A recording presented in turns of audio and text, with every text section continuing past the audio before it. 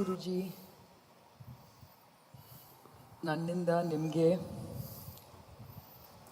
ಪ್ರಣಾಮಗಳು ಮತ್ತು ನಿಮಗೆ ಎಲ್ಲರಿಗೂ ನಮಸ್ಕಾರ.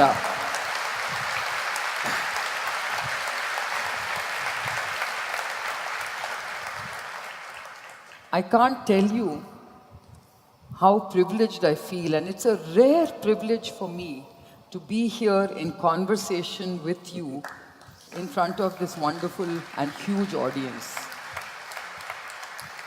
I have always, listened to you and admired you from afar, whether it was Davos, whether it was on TV, whether it was on social media. I never imagined that I would be sitting here up close and personal, having a conversation with you. ಆಸೆಪಡು ಸಾಧಿಸು. So, to me it's like virtual reality. But, it is really a very rare privilege, and, it's very interesting for me to see how this conversation with the mystic is making such a wonderful impact on everyone who listens to you, including myself. But then when I think about the word mystic, and of course you are a mystic, and yet when I've listened to you, I can't help but feel that you have so effectively demystified so many complex issues for all of us. You simplify everything. And to me, that is really, really something that speaks of your wisdom. So, when I think about the complex lives that we live in, the kind of complexities, and maybe we make things more complex than they should be, I just, can't help but ask you, how do you basically cut through all this noise? How do you have this clarity of thought and words that we all listen to and suddenly feel that, oh my God, it's so simple, it's so common sense. Why didn't we think of it this way?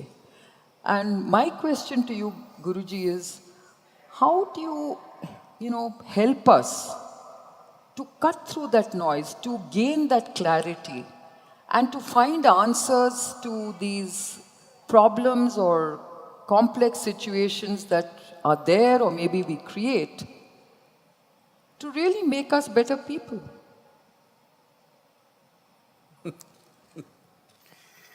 It's sort of a, can you share with us those secrets, those guidelines, or some small simple formulae that we can use in our lives, or is it making things too simplistic? ನಮಸ್ಕಾರ.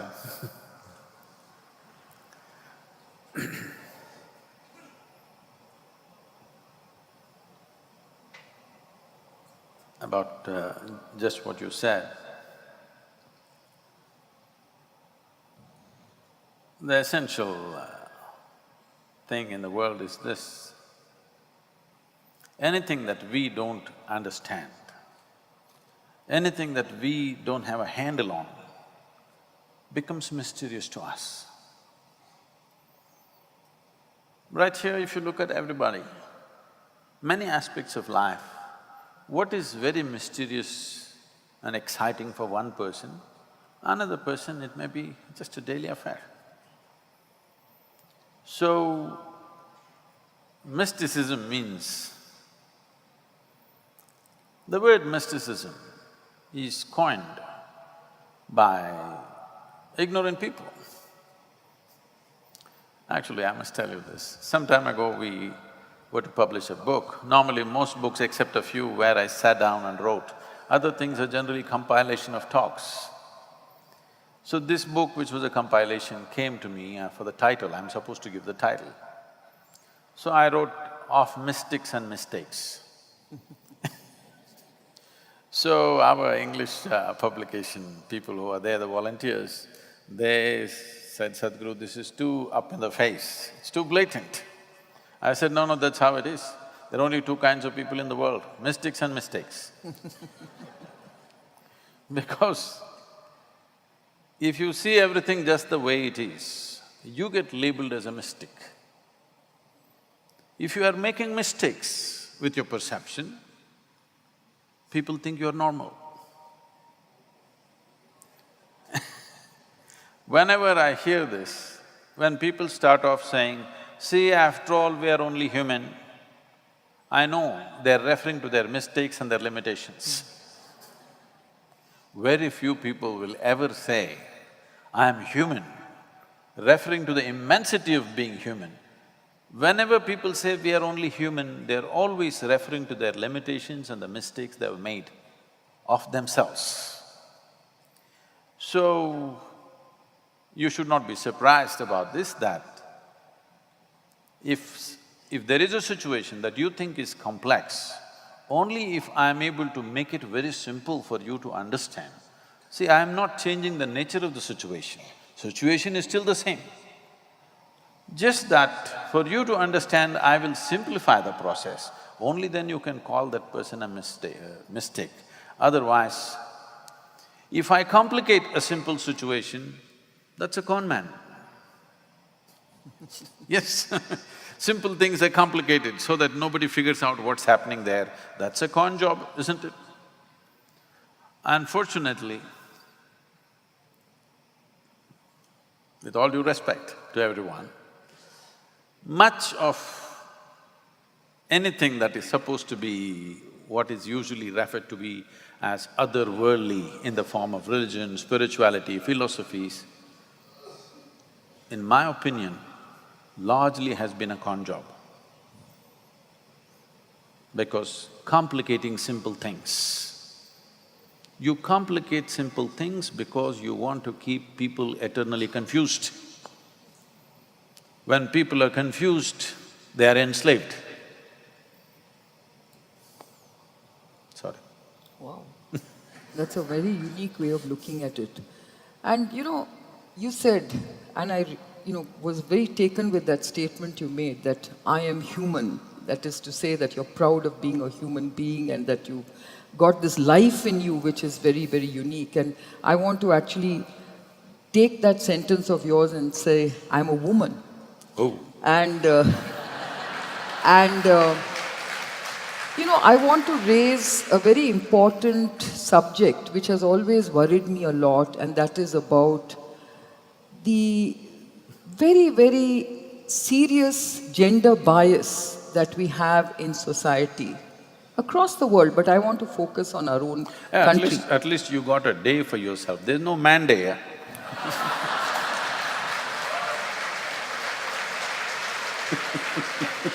Well, I just want to say that, let me tell you that as a woman, I'm very proud to be a woman in this country, but I think I know what this gender bias is about.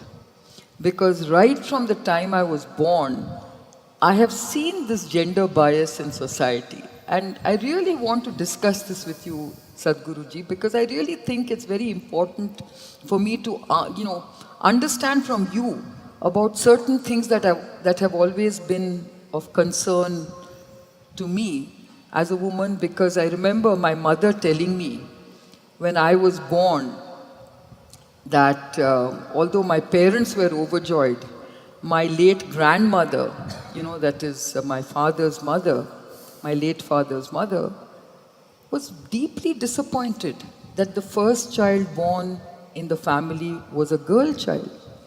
And my mother told me that she didn't even come and visit me for a whole day. And yet, my grandmother, as I grew up, started respecting me and, admiring me for some of the things I was doing. And I remember when I came back from Australia, she looked up to me and she said, your father doesn't have 2 sons and a daughter, he has 3 sons. That's so an even insult. in that, yes. So even in that, even though I was achieving, so much, she still saw that strength in me as being a male, as being a man in a sort of woman's body kind of thing. So I just feel that this problem that we have in society is real. I mean, let's not, hide away from the fact that in Indian society, much as we want to basically try and behave as if there is gender equity, there isn't. There is a lot of gender bias. I know that, we are a strange society. On one hand, we of course, revere goddesses, as very powerful goddesses, whether it is they're good. not here with us. Yes. And yet, we have wisdom and wealth as female icons, we have Durga, Kali as, powerful symbols of, powerful iconic symbols. And yet, on earth, we don't pay that same respect to women. We do, not just Durga and Kali, we also almost nearly worship the film stars. We only have problem with the ladies who are around us. No, but why do we have that problem with the ladies around us? Why do we have that bias, Is it an insecurity? What is it?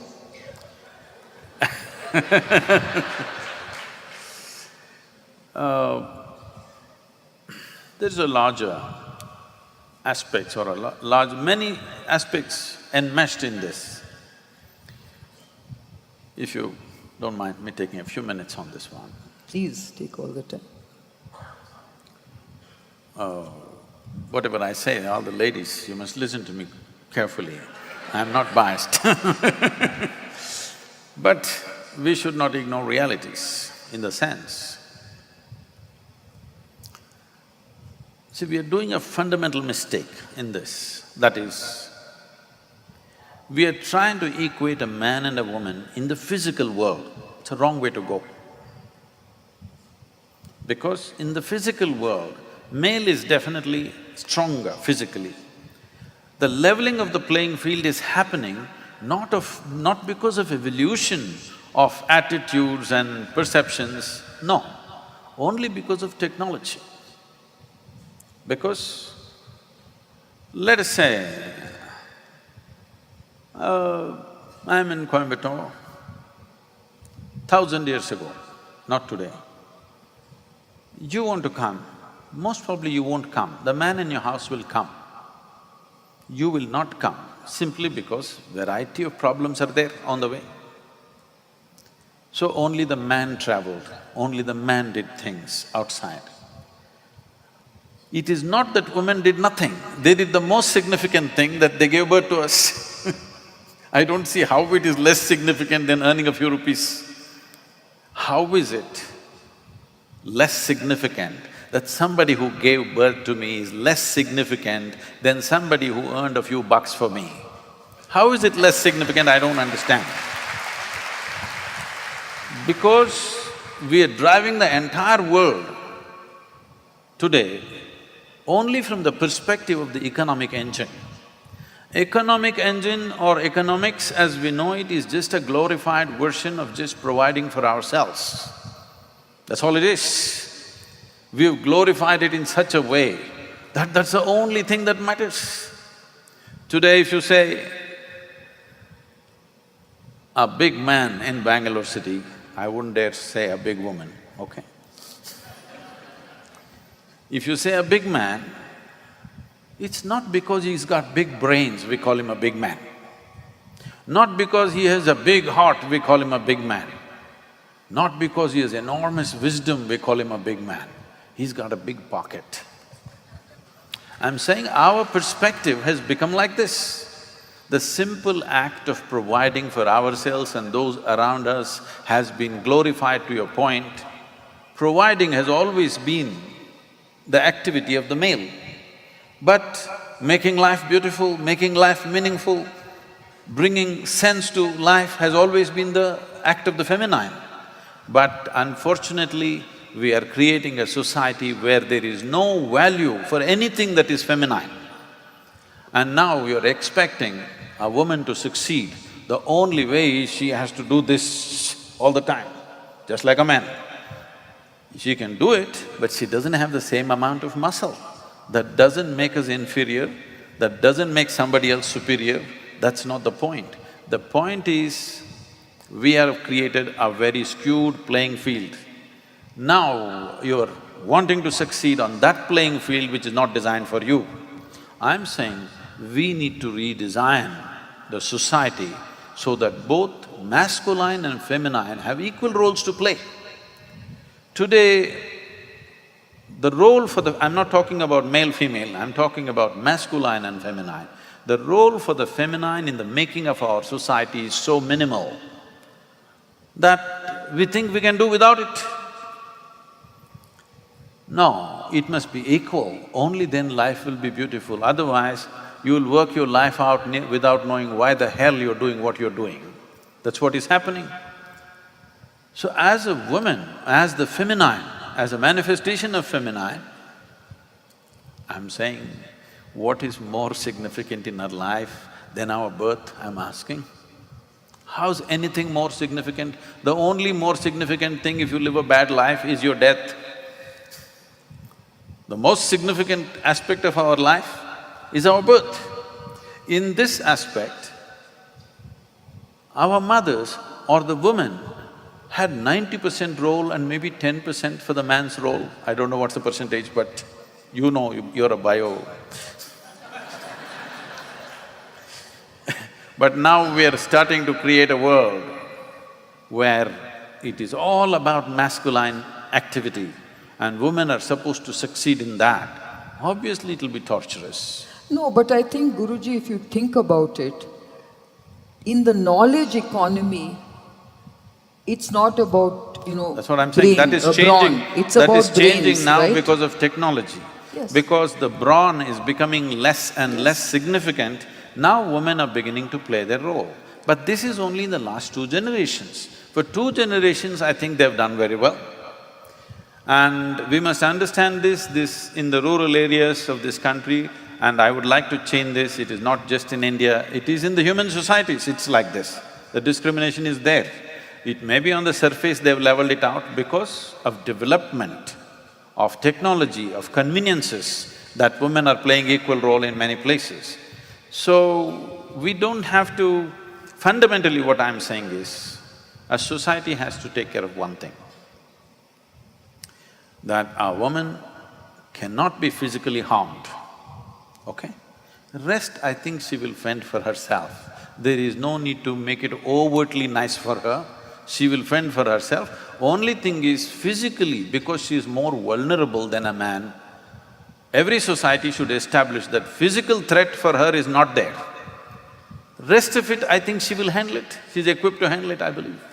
But Sadhguruji, if you think about what is happening in our country, even in what you call as a evolving society or civilization, you can see that, there is still that huge focus on a male child. I mean, even our government is trying to incentivize families to have girl children, which is, okay, a very laudable thing, but then until it comes from within, that a girl child is as important and as joyous as a male child, you are not going to be able to get away from these skewed gender populations that we have in different parts of the country. It is creating even more serious problems in societies. And you also have a very poor representation of women in many parts of our ecosystem. We know that, today if you look at politics, whether you look at boardrooms, whether you look at any aspect of our daily lives and the economy, there is a underrepresentation. Here on the stage, there's equal representation. Yes, I agree with that.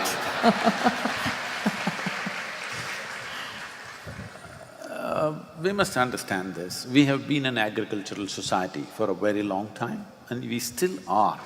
Living in Bangalore, you may think you are a tech society, but no, India is still an agricultural society. Over 65% are still involved in agricultural activities. In that society, it's very important to have a son, for a variety of reasons, for economic activities. Another thing is, we valued our women big time at one time, but in the last 10-15 generations, we have been so… our poverty has taken over the society so badly that if a boy comes, by the time he's 8, 10, they would put him to work. If a girl comes, you have to protect her and you have to get her married and all these issues. So it is more an economic bias in people's mind. They're afraid, if I have 2, 3 girls, I'm finished. This is the kind of feeling that the poorer segments of the society have. And this entire dowry system, which was done for the well-being of the woman, so that when she gets married and goes, she gets a portion of the father's wealth. That's the idea of the dowry, which has taken on such an ugly form today. All these things turned against, but fundamentally, discriminations have come not because of gender basis, but because of economic basis has gotten skewed into a gender process. Otherwise, particularly in this society, right from ancient times, if you look at it, say, I will just look back and see. In every other civilization in the world, let's say beyond 1500 or 2000 years beyond that, how many women's names are even remembered? This is a country where we have many women who are prominent women of those times, who still today, they're part of our lore, they're part of our culture. People are always talking about Sita, Draupadi, Parvati, this, that, because we still remember them as prominent. If you have to remember somebody after 5,000 years, they must have been significant, isn't it? Yeah, but I think, Sadhguruji, what I wanted to say was, I completely agree with you that if you look at the agrarian society, which actually constitutes a large part of our country, I can accept what you're saying. But my major concern is about our society. Why is it that we are still so biased? And the question I want to ask you is, how do you basically change this societal attitude? What does your message say for the men in the audience? Shouldn't you think that the men also have to change their attitude, whether they are a husband, a father, a son, or whatever? Shouldn't they be sort of, playing their role in bringing about gender equity? I would rather talk to the ladies. Okay. What would you say to the ladies? Because one thing that women have to remember is, we must understand this, that society, a social process is need-based, because different people have different needs. That is how people come together and make a society, and somewhere we form rules how to fulfill our needs without encroaching upon somebody else. So, the uniqueness of being feminine should not be lost. In trying to be successful, don't become like men, because men are desperately trying to find meaning in their life.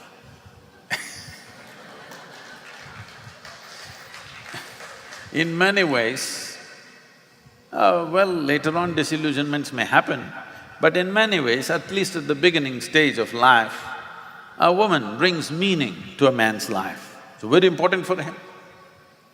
I'm saying, don't give up the fundamental strength of who you are in trying to succeed in our world. The playing field itself is changing, and it will change further. As we already went through this, from a very physical world, we are moving into a cerebral world. As we move into the cerebral world, there is no need to fight for gender equality stuff. It will anyway happen, it'll find its own way. But we must understand this moving away from the physical world is only 50 years old. That's all it is. For 50 years, hasn't tremendous change happened? Has it not happened? It's happened. So, this will anyway happen. Only thing is, right now, I feel, the only thing that we need to strictly enforce is, she should have the same opportunities in terms of education. Only education. Don't worry about the jobs and business and stuff, that will happen. Only in terms of access to knowledge and training, she has as much access as a man has. Another thing is, because she's physically vulnerable, every society has to have absolute laws that her physical safety is well taken care of. Rest, don't worry, it will happen. Well said. So now I want to move on to another, question which I thought I should ask you, which is really about morality and integrity. Okay? I mean, it sounds very serious and very profound. But the reason I ask you about that is very often, I feel that we use morality and integrity as interchangeable, and yet to me they are not. To me, morality is something that is a social tenet, whereas integrity is something about yourself. It's about the discovery of truth in yourself. So, what do what are your words on morality and integrity? I don't have both of them. I operate out of my humanity. Well said.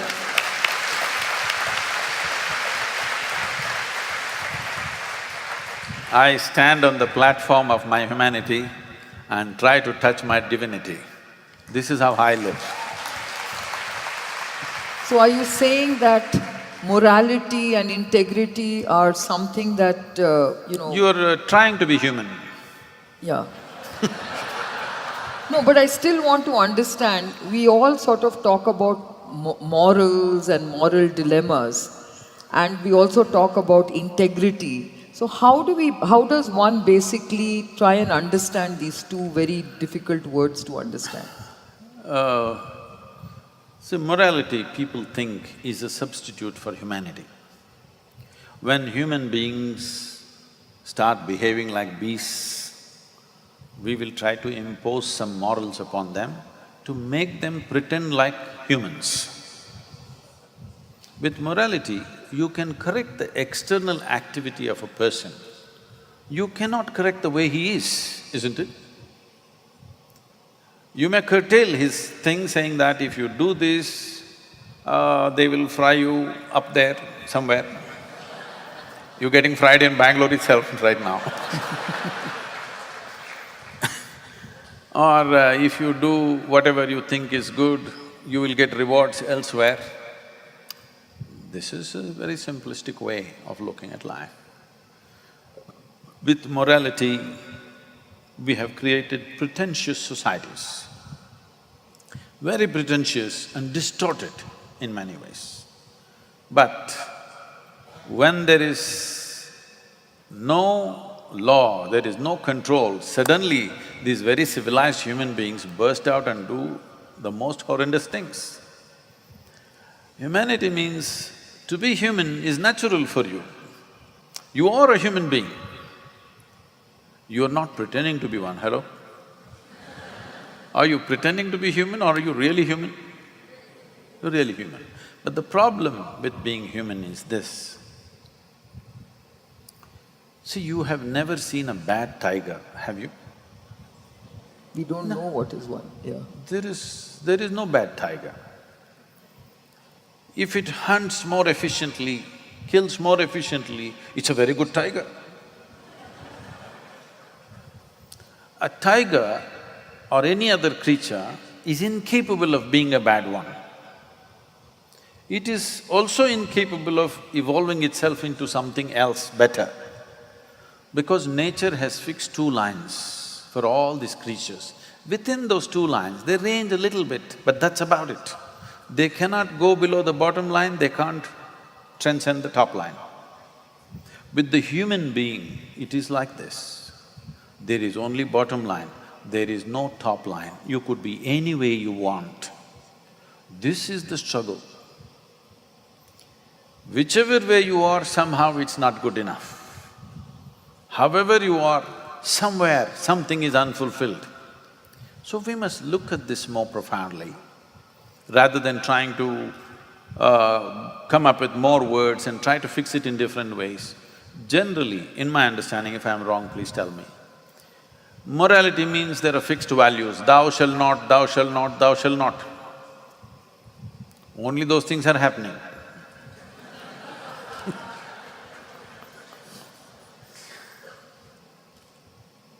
Integrity means people have their own personal ethics, not going by the Bible, not going by some other standard, they've developed their own morality. They think this is my integrity. But this is also self-imposed commandments. But I'm asking, why do you need a commandment? It's like this in Karnataka. I remember once, there were lots of bus accidents, so Karnataka government fixed governors on all the buses. I was traveling by these buses, I would see if it hits like 60 kilometers, suddenly the power drops in the bus, boom, beep, beep, it'll do and boom, it'll drop. I thought this is the dumbest thing to do. Yeah. Is it still there, the governors? I'm not talking about the governor and the speed governors on the buses. This is still there? No. I thought this is just stupid. Instead of training the driver better, you put a governor, and the problem is, many times when it was an inclines, it won't move because there's no throttle. So we have to push it along with the throttle, then only it moves. So this is what you are doing to human beings by fixing morals, ethics, values. There is no value needed, no morality needed. What is needed is you must keep your humanity full on every moment of your life. When I say humanity, the uniqueness of this species that we call as human beings is, we can be any way, any moment. We can be worse than any creature on the planet. We can be more venomous than any venomous creature on this planet. At the same time, when we are willing, we can become godlike. Everything is possible right here. Now, when everything is in a range of things are possible within you, what is the aspiration of every human being if they had a choice? If they had a choice, would you want to be in the lowest possibility or the highest possibility? You must tell me, I'm going to bless you right now. Huh? See? Without any tutoring, without any psyching, they say we want to be the highest, it's natural, it's a natural urge to be at the highest possible level. But there are compulsive cycles. There are compulsive cycles because there are many aspects. Now we are entering into your field. There are genetics, there is karmic substance, there are variety of memories within them, which is evolutionary, which is genetic, which is karmic, which is on many different levels. In yoga, we say there are 8 types of memories. These 8 types of memories, if you don't remain conscious, these will become compulsive forces of survival. If you do not bring sufficient consciousness to you, the memory that you have within you works like a software.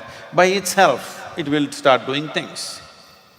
It's like today you have a phone, if you do this, if you use a particular word 5 times, next time if you say the first alphabet, it just prints that without asking you. You say, no, that's not what I want to say. But it doesn't matter because you said it 5 times. So there is a memory like this is not against you. This is to make your life easier, so that everything you don't have to think through. Some things are automatic, it's fine. But the most important thing that a human being has to do is to move from compulsive cycles of functioning to conscious ways of functioning. If this one thing happens, if one is operating out of his consciousness, that he does everything, he or she does everything consciously, then you don't need any morality, you don't need any integrity, you will be fine because you will operate out of humanity. When I say humanity, when I said 2 lines, this means for every other creature, nature has drawn a boundary, what they can do, what they cannot do, how they can be, how they cannot be. For a human being, there is no boundary. If you can sit here and be all-inclusive, you're capable of doing this. But right now, not because of biology, not biotechnology, biology, because you're so badly identified with your own biology, you cannot include anything as yourself. Right now, you know this, both you, Vinita, all these people are working for this in Bangalore city. People take their garbage and put it in the next house. because their identity is purely biological. Their world is their family. This we have suffered for a long time, from the time of Dhritarashtra. It's called Dhritarashtra syndrome. From then to now, still it's going on. My son is best. Still we are suffering. Human means this, that something within you has risen in such a way that your body, your physical self will become insignificant. It is not such a significant thing, human body, because your intelligence, your awareness is far bigger than your physical body. If you're still identified too much with your body, then this gender business becomes too big. See, when people are constantly identified, being male or female, what it means is, you're unnecessarily identified with your reproductive organs. That's what it means. If you must identify with some body part, at least choose the brain.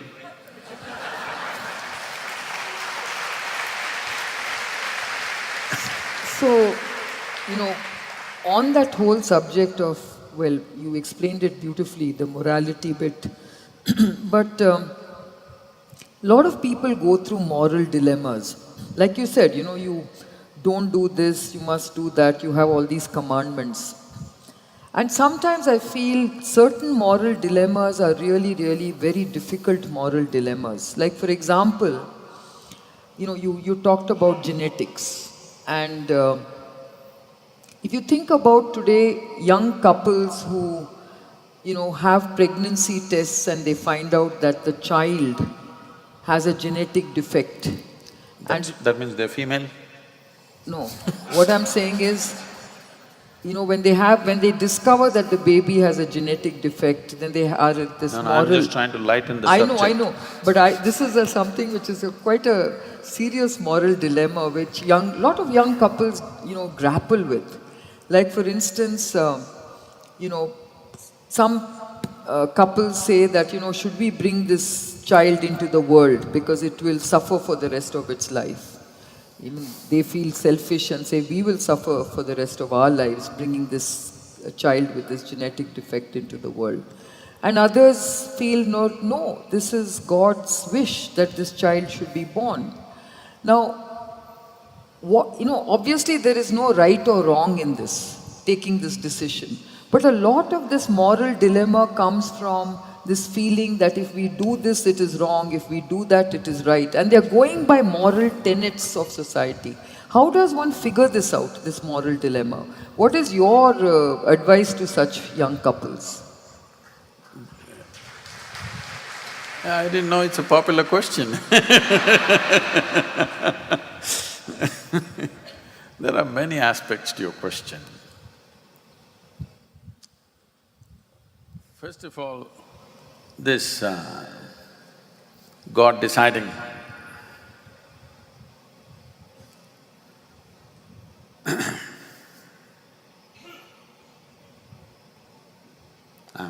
I have a very nasty joke, I'm trying to make it little lighter.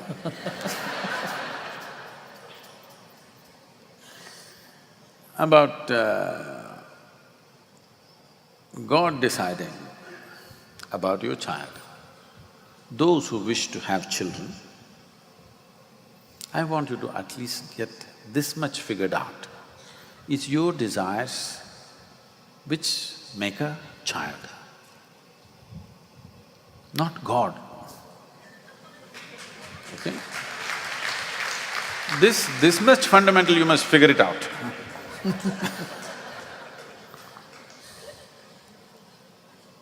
And you can even time it when you want, so obviously it's you, right? And suppose it so happens that child is not coming out normal, but who is to decide what is normal? Suppose all of us didn't have one leg, we would think one leg is quite normal. Yes or no? All of us had only one leg.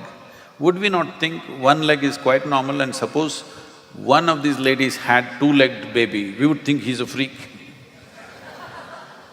So, we need to kind of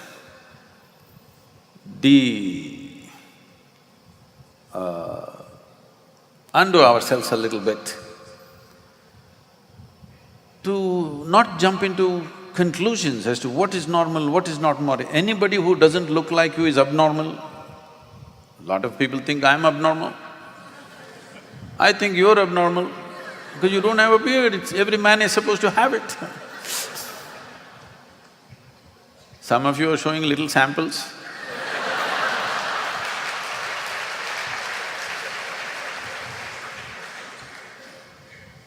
So what is normal, not normal, is a very unnecessary thing to call for.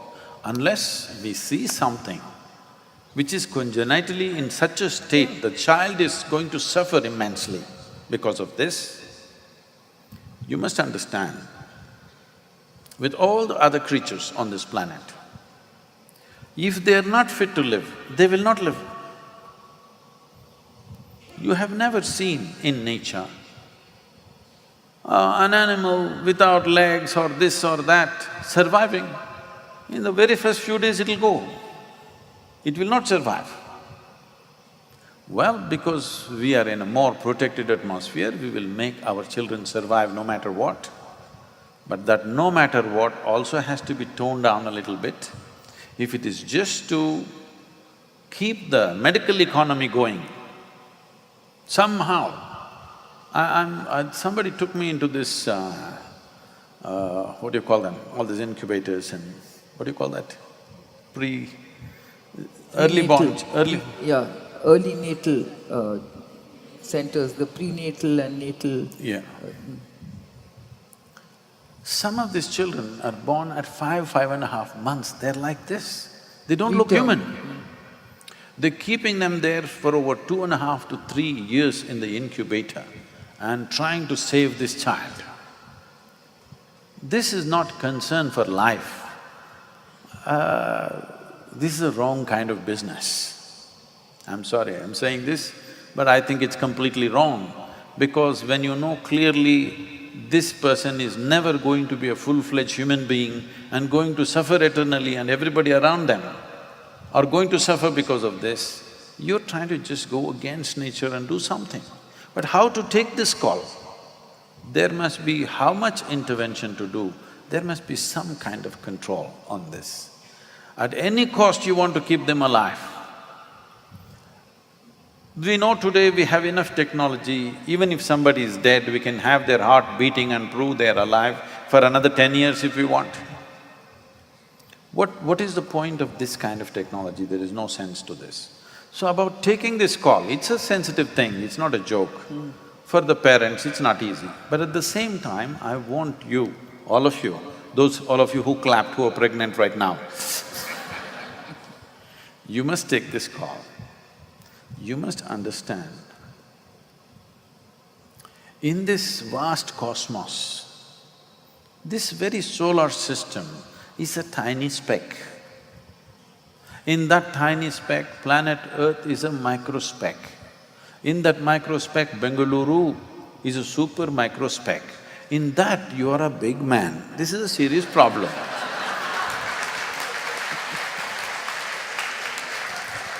The problem is we think too much of ourselves.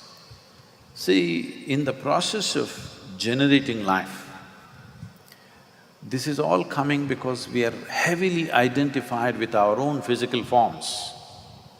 Physical body is a mechanism. Because we have a certain level of thought and emotion and we've invested that entire thought and emotion in our biology, we think this is something too much. This is just a mechanism. If you don't understand this, when you get sick, if you go to the doctor, doctor opens up this, opens up that, whatever you think is impossible, he will do all that to you. Because he is looking at you like how your car mechanic would look at the car. What is working, what is not working, what to replace, Kiran is growing it for you. So, this is just a mechanism. This mechanism in the manufacturing process itself, sometimes can go wrong. When it goes wrong, it doesn't matter how much emotion we've invested, we must bow down to that and say, okay, it didn't go well. We must see, how else? But at any cost, because this is my child, at any cost it must survive. This will create a very unhealthy atmosphere in the world and it'll bring much pain to you, much suffering to you, more than you to this unborn child. Trying to put this life through this world without the necessary faculties, without the necessary means to survive by themselves, it's not going to be easy for that life. Forget about our convenience and inconvenience. Yeah, for the that child. life, it is not good. So, you have morality, integrity, everything, from this you take this stance. Is this going to be good for that life or no? From this you must take a stance. It may sound cruel to you, I may sound very irreligious to you, irreverent towards life, but if you have any reverence for life, you must ensure that life means something, it is a full-fledged unit. Life is a complete life, it is not a half-life. Life means it must be able to stand upon its own strength and make things happen for itself. Maybe not all of us are equally competent, but everyone is competent to live their life. This much competence must be there. This is how nature would be. Because we have created our own ecosystems of cities and medical industries and everything, we can go another 15–20%. Don't stretch it to 100%. Somehow with 10 tubes stuck into my child, I will make him live for 100 years. This is inhuman. This is totally inhuman because this is not good for that life, it's a torture. So, you have to take that call, however hard it is. Is there some morality involved in this? No morality involved in this. It is just a practical sense of how to do life. Is it possible for this child, let's say a child came without a head or half a head or something, is it possible for this child to live even a reasonable life? If not a spectacular life, even a reasonable life, is it possible? This is an educated call you have to take. This should not be about, because it's my child, at any cost, it must survive. You know, Duryodhana was born like this. Do you know this? Duryodhana she delivered just a meatball without a form. Then the story goes like this, they cut it into 100 and odd pieces and put it into some kind of… what are the solutions, you must tell me? Yeah. Some amino acids and proteins and whatever. So each one became one child, and what trouble? So now coming to the ethics of modern science, I think, which is what, I was very keen to discuss with you. And you know that I come from a field called biotechnology, which is a bad word in the vocabulary of many people. Because we are tampering with life, we are engineering DNA. I'm also doing inner engineering. So, this is a this is an amazing science, this is an amazing technology, but it is also a very controversial and sensitive technology. And, I want to start with a question that says, look, we actually embrace biotechnology when it comes to saving lives, when it comes to genetically engineered drugs, which is, saving, cancer patients and many other types of patients who are suffering from debilitating diseases. And yet we have this huge activism against genetically modified crops, which is also saving lives, by the way, because, there is enough data and evidence to show that genetically modified crops never killed people, but hunger and starvation has killed many lives. And today, if we have solutions to actually feed these hungry, feed the starving, and we know that, genetically modified crops can actually do a lot for our kind of country, because you can have drought-resistant crops, you can have crops that grow in saline conditions, and the marvels of this technology are many.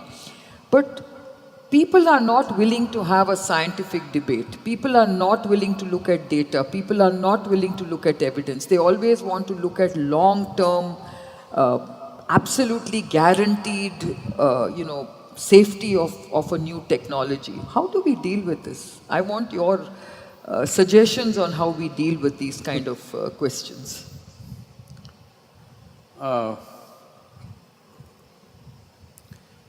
Anything new, people will resist. There will always be first people who will resist are moral groups and other kinds of activism groups. This has always been so. Anything new means they will resist. Not only in biotechnology area, in any area. Nuclear. Oh, you don't have to go to that kind of very, revolutionary things, even something… why does a Manzoor get stoned, or Socrates get poisoned, or a Jesus get crucified? Simply because they're talking something new. One little extra step, you get killed. So, resistance for new things is not new to humanity. They've always been resisting. Because lot of people think status quo is the answer for everything. Any change, resist. And we have a speciality that a lot of people are specialized in, that is for every solution, they come up with a problem.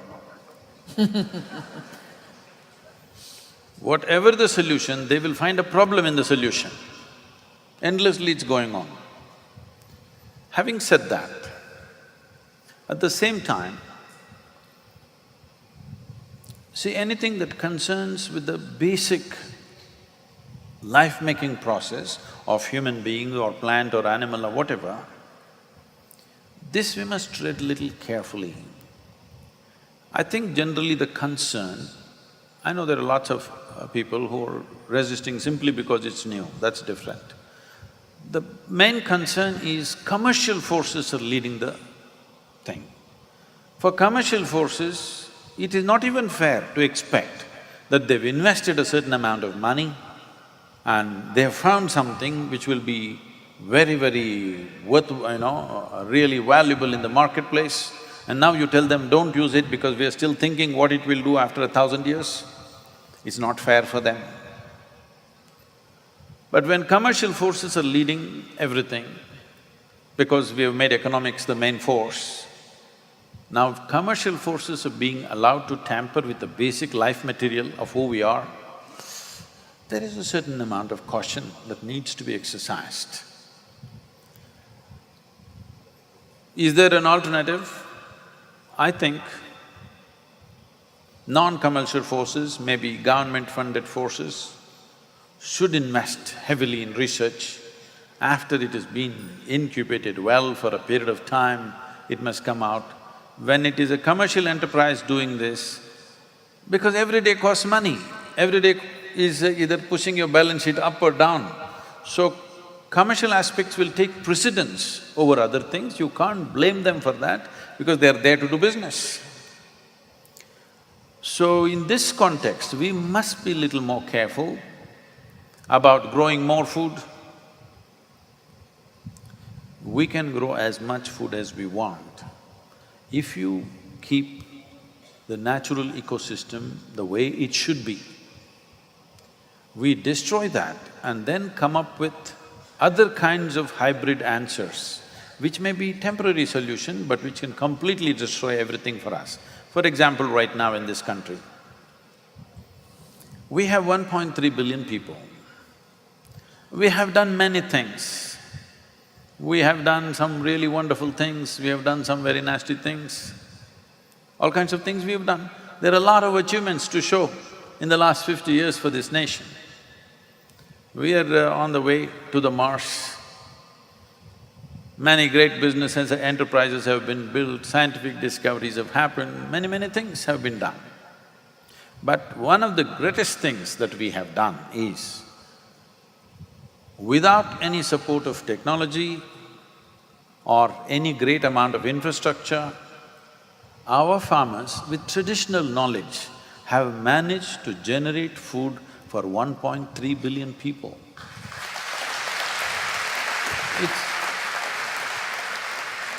It is not a small thing, because there is no infrastructure, there is no technology, just traditional knowledge is keeping them going. But it will not keep them going, that's why you're talking about these new additions. But for this to happen in this land, one main reason is, we have a land where you can grow crops 12 months of the year. Very few nations in the northern hemisphere can do this. We are one of them, that we can grow crops 12 months of the year. And we intercrop, and in the same piece of land we are growing 4 to 5 crops in a year because of intercropping and all this. This ability is being seriously depleted right now because the quality of the soil has been completely destroyed in the last 25 years simply because of technology recommendations that came 25–30 years ago. They said, all these animals, this nonsense not needed, all you need is a tractor and a bag of fertilizer, everything is done for you.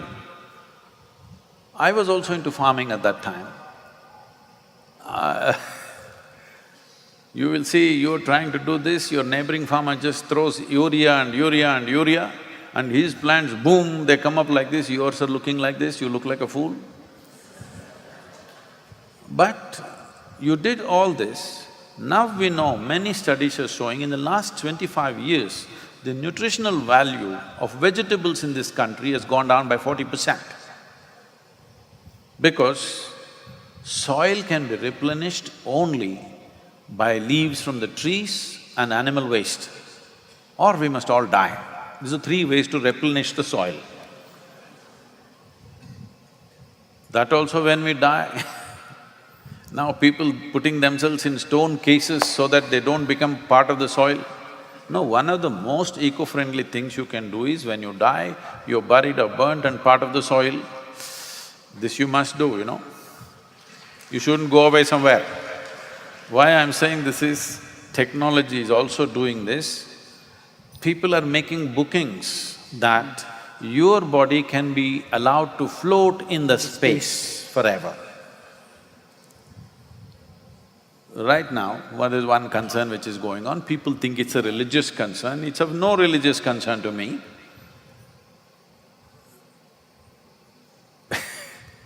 Fortunately, religion is only a human problem, animals are not included. But people are trying to get them also into the religious stage. For example, right now we are slaughtering millions of cattle and exporting it elsewhere. What this means is, you're exporting your topsoil.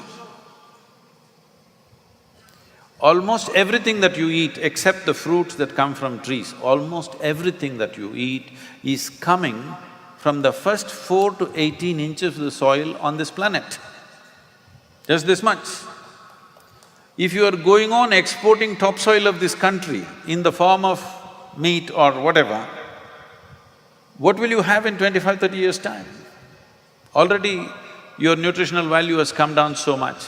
The only way you can make the soil rich is animal waste and this. Right now, I am pushing for this, that there must be a policy. If you own 1 acre of land, minimum 4 cattle you must have on the land.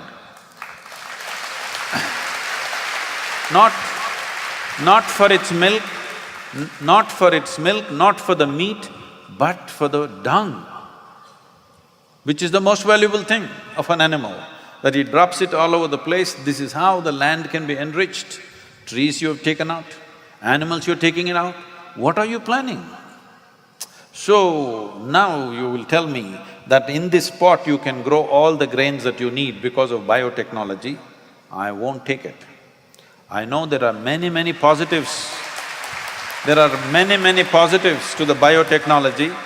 We must use it carefully, sensitively, but without culturing the social situation where we take care of our soil and on top of that, we do something that's troubling us. We fix something genetically troubling. I'm not against any technology. Technology, if we don't use, it's like saying we should not use our intelligence. We must use technology, but not taking away the base and trying to do on the surface. This will happen when people jump into something because it's commercially right now good. All kinds of modifications. No, but Sadhguruji, I want to tell you, you made a statement saying that, yes, commercial interests might always be suspect, and that the government should actually start investing in technology. Yes. But that is what is happening in our country. The government is actually investing in this technology, and yet there is an issue about accepting that technology. So it's not as if it's only… I agree, in other parts of the world it's been commercial. But in India, for sure, the government labs have also been partners in biotechnology. I'm glad it is so. And if that is so, I don't think we should excessively fear the little bit of activism that you see. I think that much breaks are needed here and there. They can't stop it. If the government has invested money and there is sufficient data to show that this doesn't cause any serious damage or distortion, it will anyway become a reality. But some breaks are okay. Brakes are good I don't like brakes usually, I only drive with my throttle. But brakes are good, sometimes. So, now let's come to a much more scary aspect of biotechnology. So I'm not only going to talk about the good things of biotechnology. I'm genetically modified, Yeah, all of us are. It's about designer babies, okay?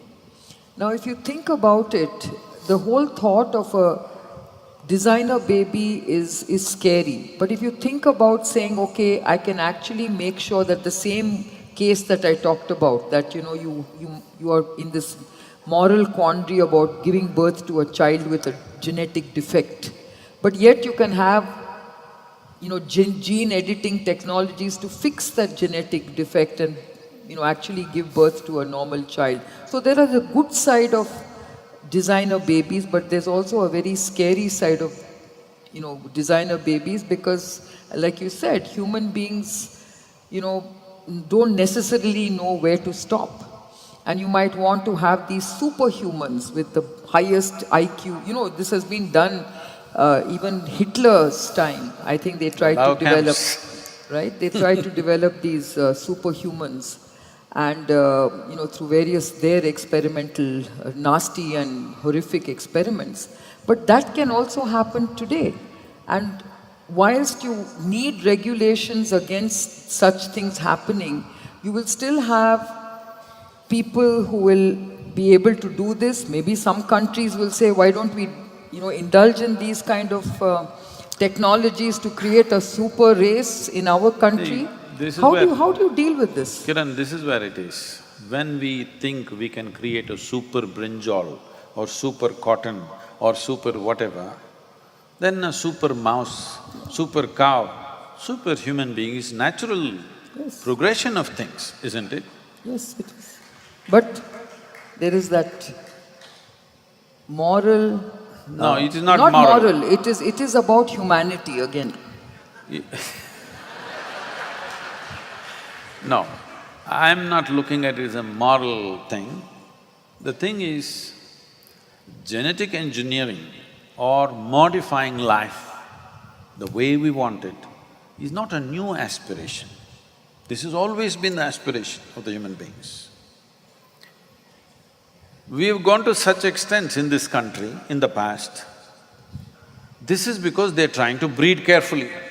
Like you're doing animal husbandry, that you're trying to breed carefully, like that they're trying to breed carefully, which Hitler tried to do in 20th century.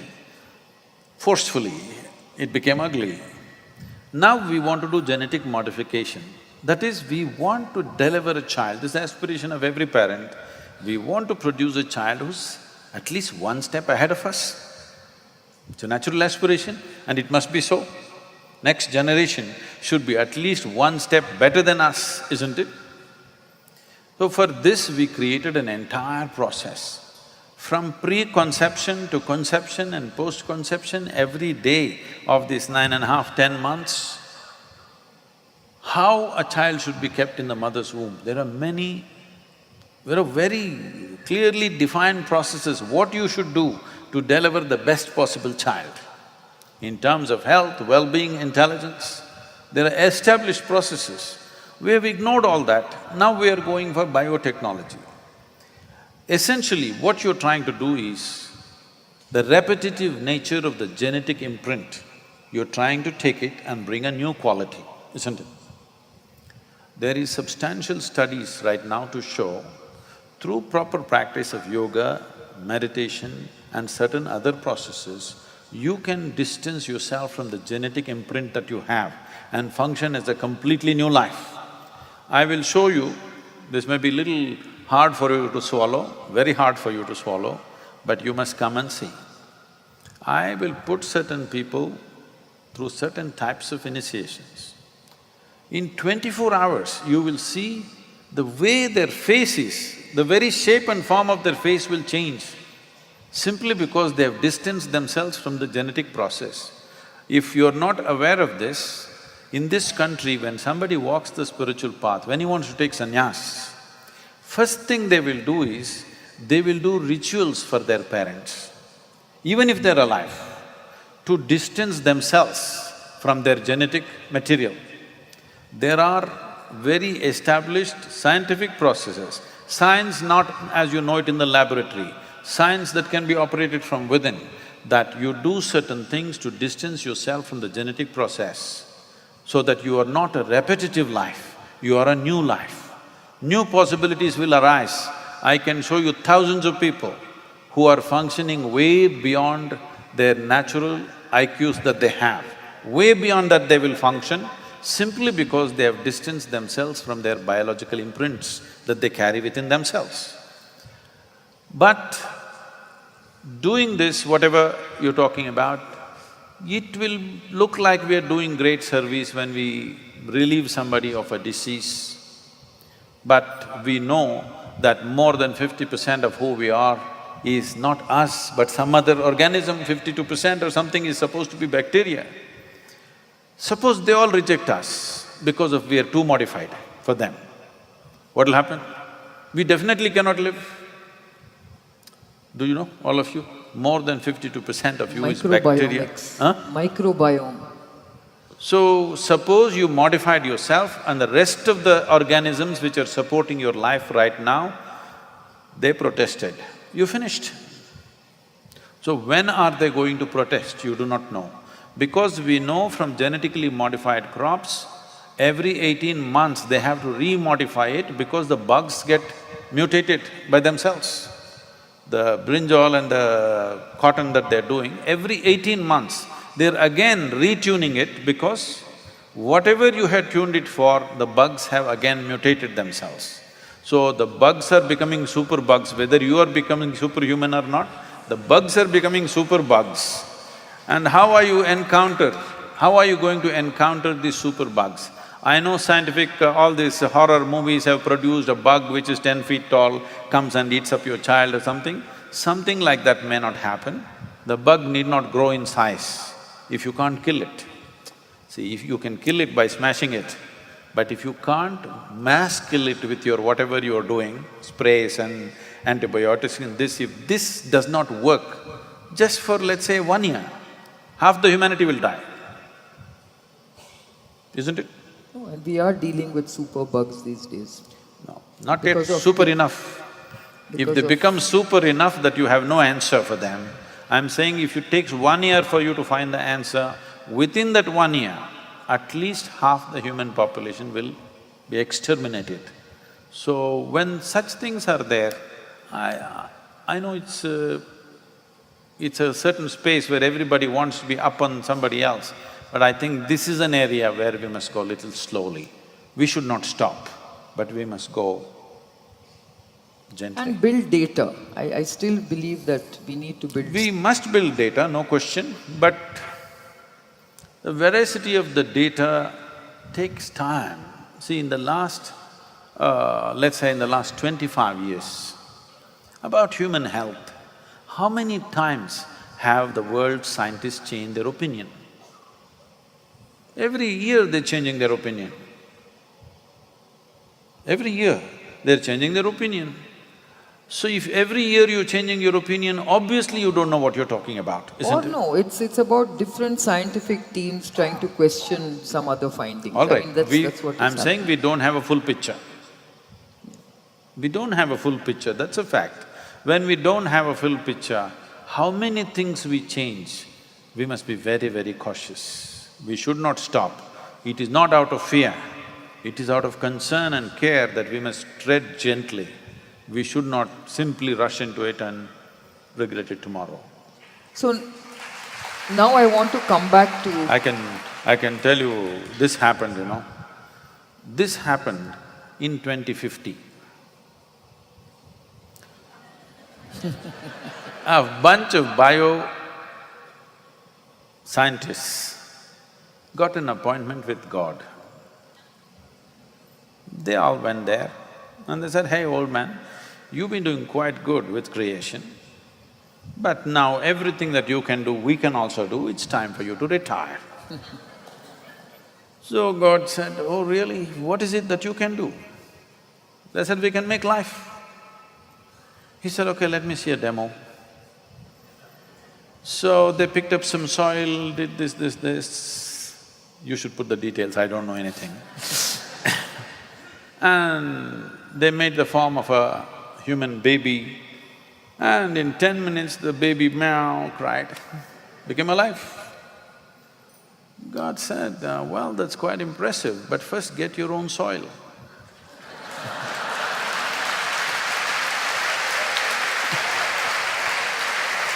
Good job. So now I want to basically, since everyone is here from Bangalore, I want to come to, something that really plagues us every day, and that is, we are all so bothered about the decay that we are seeing in the city. Everything is looking shabby. We are seeing debris all over the place, we are seeing polluted lakes, we've got a lot of problems in this city. And everything has to do with us. We can't keep sort of asking the government to do everything. I mean, after all, if it's Swachha Bharat, which is what we are all really, committed to, we all sort of accepted the fact that yes, by 2020, India must become a clean country, we must have zero open defecation. Everyone, I mean, there's no debate on that. And yet, 3 years later, if you look at what actually we are doing, we are not changing our habits. We still keep, chucking litter all over the place. We pollute our lakes. I mean, nobody seems to have any civic sense in this country. They're making the lakes look like bathtubs with So how do we get a sense of civic-mindedness in our society? It's very difficult, many of us try to do it, but we finally give up. Today we are taking pictures of people parking on footpaths, which shouldn't happen. We've tried all kinds of things. We take apps, we send it here, send it there. At the end of the day, you almost just give up, saying, how do we deal with all these issues? Recently, a certain photograph has been going around in the WhatsApp that is on Hanuman Jayanti, somewhere on Mumbai-Pune road. Somebody had served a proper meal for over 100 monkeys. Have you seen this? It's been everywhere, this photograph. All of them are sitting on the parapet of the road, the bar, this thing. And somebody on banana leaves served for hundreds of these monkeys. They're all sitting in one row and all of them eating from their leaf. So someone asked me, "Sadhguru, how is this possible? Have they photoshopped this?" I said, "No Photoshop," and then I tweeted saying, "This is all it takes. If you make sure everybody is well provided for, they will get civilized." Right now, everything is scarce. When everything is scarce, people are elbowing each other and doing some nonsense. Little more space is needed for human beings. We are nice, but we are just too many.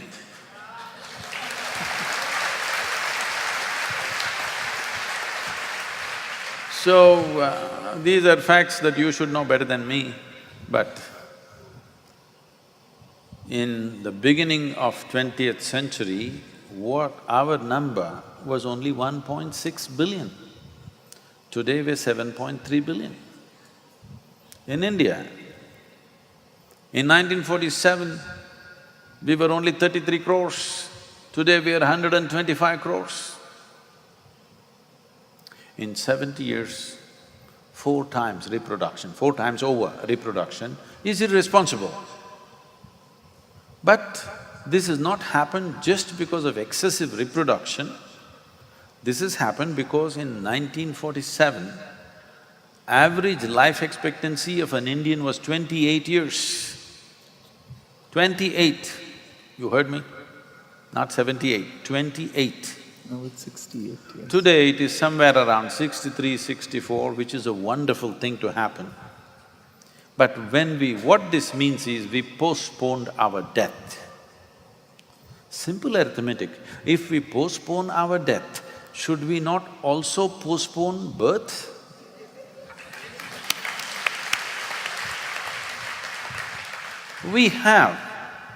There was a time on an average, most young women were getting pregnant by the time they were 15 or 16. Today, I think it's been pushed just over 20 or 19, 20, in that range, average. We have to push it to 35. Then, the first question that you raised about the gender issue, if a woman does not deliver a child till she is 35, most of the time, one thing is, she will get well educated, she will get professionally established, and maybe she will get wisdom and not have a child.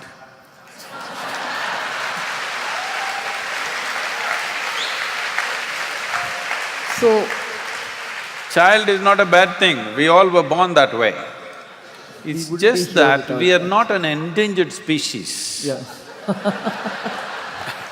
If you were a tiger, I would say, let us have fertility clinics. Yeah. But you're human and you're doing too well. When I see the fertility clinics, my heart sinks because this is coming from a fanatism that only what comes out of your body can be yours. It's a fanatism.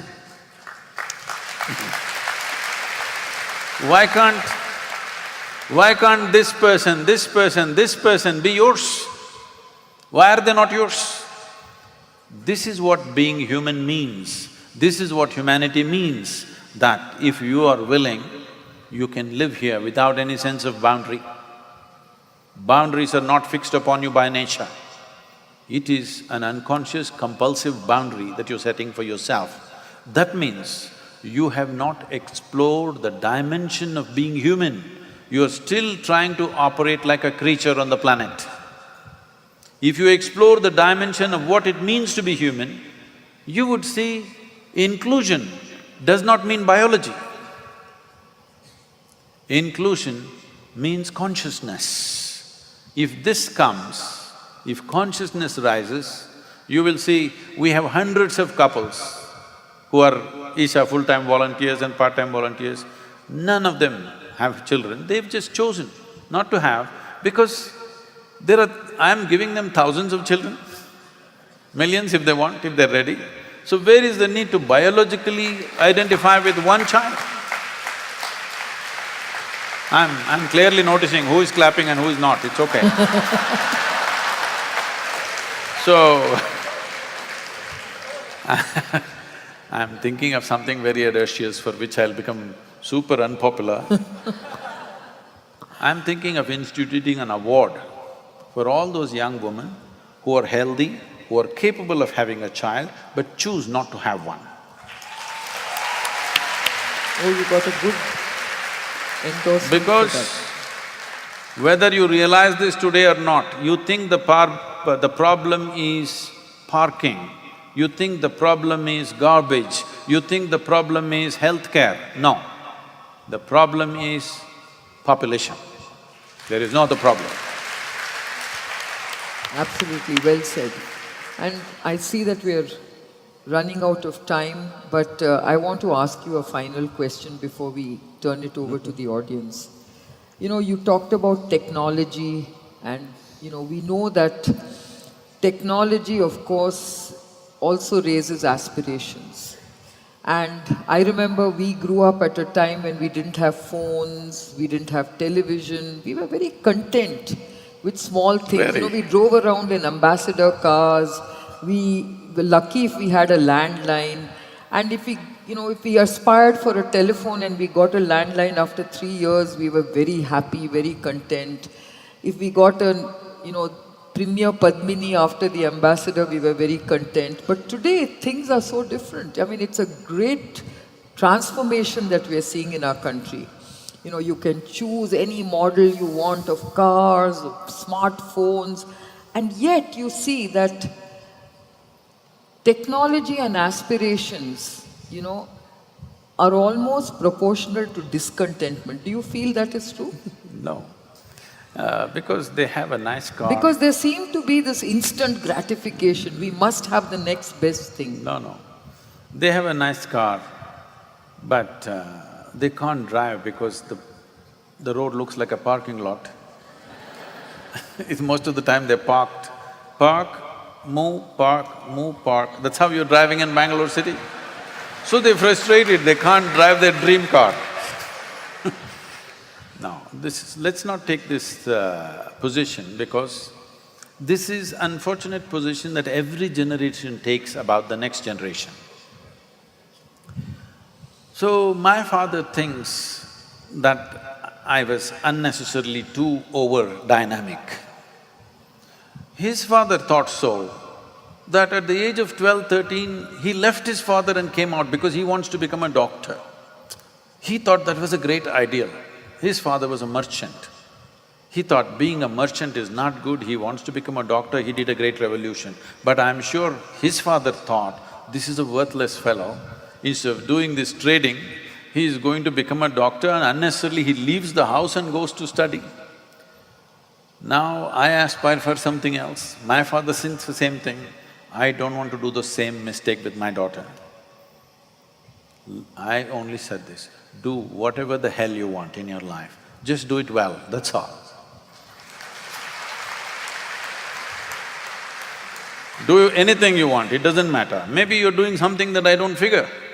It doesn't matter, do whatever the hell you want. But just do it well, that's all.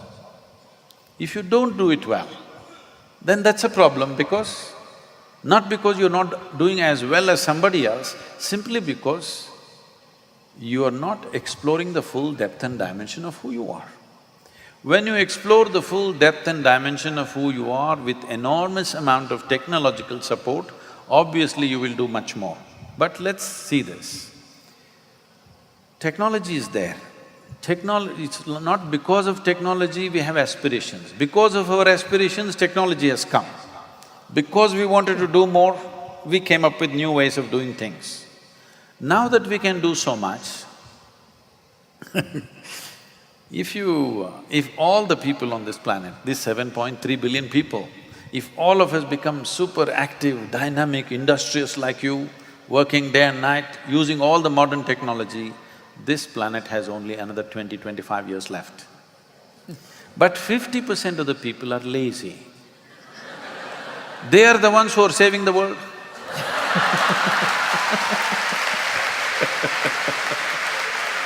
It is…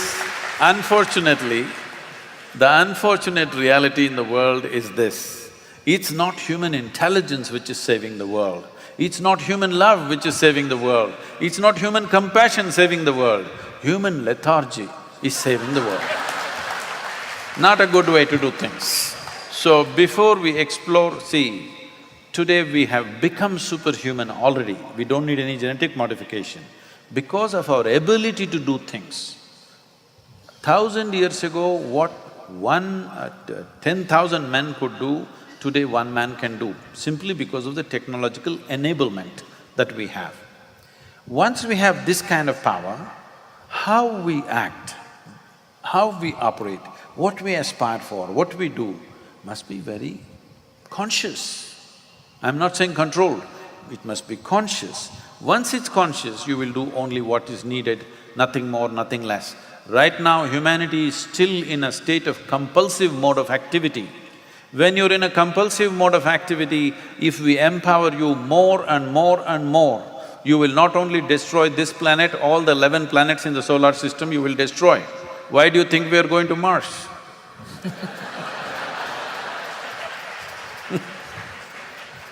Thank you, Sadhguruji. Now I think we will take two questions from the audience. Hi, my name is Purti. I'm in my final year of biotechnology, and listening to your talk, I have many questions, but for now, I will just want to ask one. So, from what I study, from what I've read, biotechnology is here today because of animals such as mice and microorganisms such as bacteria. But do you think that it is ethical to use these organisms which help us so much and like later kill them? But we are here today thanks to them. Thanks to those small creatures and testing on those, we are here to. But is it an ethical thing to do? Maybe you think it's not ethical, but most of us wouldn't be alive here today if those things were not done in the past. But today, we have various technologies which allow us not to necessarily test it on these poor creatures. There used to be lot of mice everywhere. They were a nuisance. Anyway, we were killing them in millions at one time. So you also experimented them, which is cruel, but almost all of you who've been through even high school science, you dissected either a cockroach or a frog or something, yes? You nailed the frog to the wooden plank when it is alive, you opened up its heart and you were very excited how its heart was beating. Believe me, the frog was not excited about you looking into its heart. But unfortunately, that is how we learnt a few things, that is how we did things. And many of us, I'm telling you, with living in such concentrations in cities, we are alive only because of these vaccinations and these medicines and everything. Many of us would have died for small things in the past, small things. This is why we must understand, when I said the average life expectancy was 28 years, simply because a whole lot of people died when they're young. Because of small infections, if a flu comes, they will die. Very, very small things, people died. Today, at least 60% of us here today are sitting here alive because of modern medicine. You cannot deny that. And it's a cruel process, very cruel. It's cruel to the other creatures, it's cruel to this creature also, everything. Now the question is only, shall we keep it within what we think, there is no ideal, what we think is a practical limit, or shall we just let it explode upon us? This is the question. My humble opinion would be, we must keep it within some kind of practical limits. If you don't keep this limit, what happens, what is the outcome of that will not be necessarily very pleasant. And about cruelty to animals, we are anyway cruel. You understand? We are very cruel people. Let's understand this. Because this is the very nature of life. If this has to survive, it has to take another's life. Now the question is only this, are you doing this consciously or wantonly? Consciously if you do it, you will do it only to the extent it's necessary. If you do it unconsciously, compulsively or wantonly, you will do it to the extent it is completely unnecessary. So with every aspect of our life, this is all it is. Can we stop eating? Whether you cut a plant or an animal or whatever, it is life, it suffers in some way. The question is just this, are we doing it to the extent that we need? Or are we doing it for pleasure? Or are we doing it just wantonly without unconsciously? This is all the question is. Because we as human beings can stand out from other creatures only when we function consciously, otherwise we're just like them, many times worse than them.